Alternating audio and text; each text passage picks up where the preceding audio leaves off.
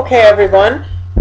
Today we're going to start talking about the motive perspective. Last time we talked about the trait perspective, which looked at basically the structure of our personality, different theories regarding how personality is structured. Well, today we're going to be talking about maybe some stuff that's going inside of us, motives that might be in some way directing our behavior and essentially determining our personality in that way. So let's first talk about what this approach, the needs and motives approach, is really about. Basically, the idea is that everything that human beings do is reflected in the needs that are served by those behaviors. So behavior is a reflection of our needs, So if we're drinking, then it is to fill the need for water.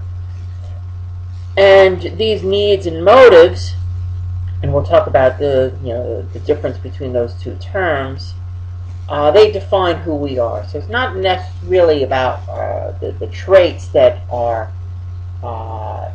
personalities put together as. It's the needs and the motives that direct us towards engaging in various behaviors. So, talk about that. First, let's talk about what needs are. Basically, the needs are it reflects what's going on inside of us, an internal state that we have. So, for example, if we have a need for water, that's we have biological processes essentially. That essentially signal that we need that we need to drink water, and they direct our behavior. They direct us towards the things we need to do. So if we need water, obviously we're going to go get something to drink. Basically, when you have this need, it's an unsatisfactory state. You want to satisfy this need because when you have not satisfied the need, it feels unpleasant. So when we have, let's say, a need for achievement, it means that we have achievement goals that we have not met, and that makes us feel unpleasant, and therefore we want to try to satisfy that need. The needs are essentially, you have primary and secondary needs. Primary needs are biological needs, again, like food, water, and so on. But then there are also psychological needs, let's say, like achievement and affiliation and intimacy.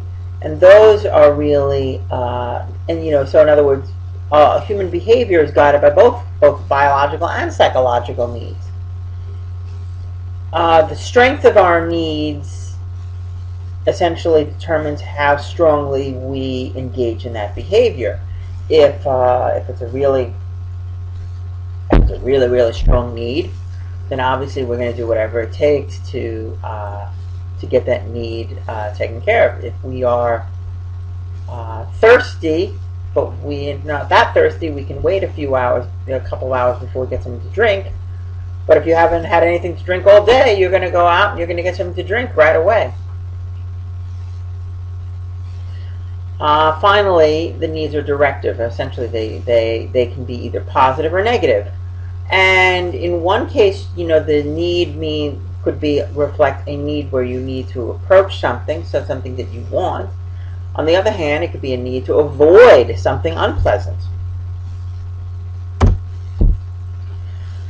The motives, however, are kind of more closer to the actual behaviors that we engage in.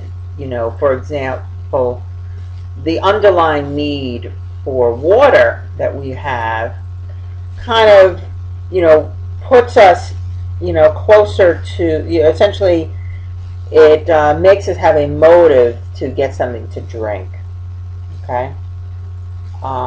So the need for water, it underlies the motive of thirst to actually get something to drink.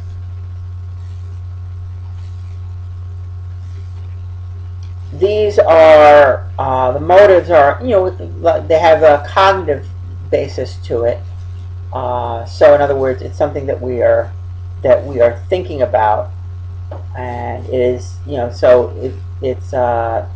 thought processes go around, center around these motives.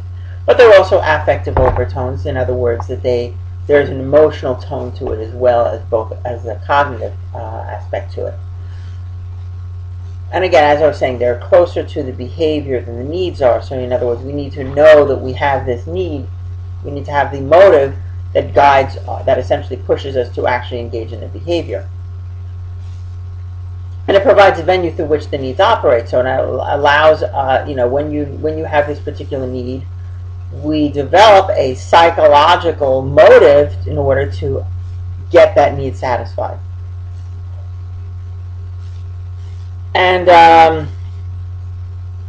and again, the motives are, it's about goals that we're seeking. It's about things that we desire. And again, the motives definitely are reflected in their actions, if you wanted to. So in other words, the motives are useful in being able to predict behavior. At least that's the idea behind this approach, is that the motives will guide our behavior. We can predict behavior from our motives. Nevertheless, it should be known that needs and motives are often used interchangeably. It's kind of a subtle difference between the two, but they're often used interchangeably, so realize that. Another concept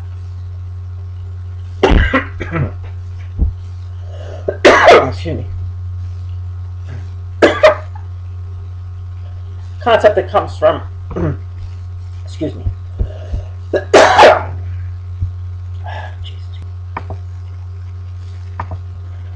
okay, another concept that Henry Murray came up with is press. So Henry Murray is most associated with this motive, this needs approach. And so a press is it's an external condition, so it's something outside of the body that creates a desire. You could also perhaps call it an incentive. It's something that is pushing you to engage in a particular behavior. It's something that triggers a behavior, but it's not coming from inside. So, for example, you have a need for water. Your motivational state is thirst, and of course, the behavior you engage in is to drink something. But now, our motivational state of thirst is not just coming from our internal biological need. There are also external factors that can influence that, such as seeing a cold lemonade stand would essentially be an external press that would essentially perhaps make us more thirsty. And again, there's a lot of evidence to support the idea that this goes right back into classical conditioning, that we can have that instant physiological response to a stimulus, such as starting to feel hungry when you see a Raising Cane's sign.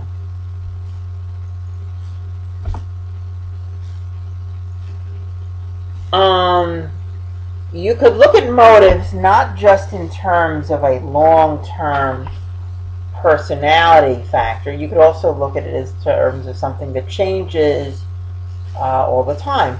And that makes a lot of sense. We're not constantly thirsty. But nevertheless, all of us are thirsty at least at some point, and now we need to get something to drink. So these motive states, like thirst, are temporary fluctuations. And when your needs are satisfied, they can, those motives dissipate, and then other motives might take precedence.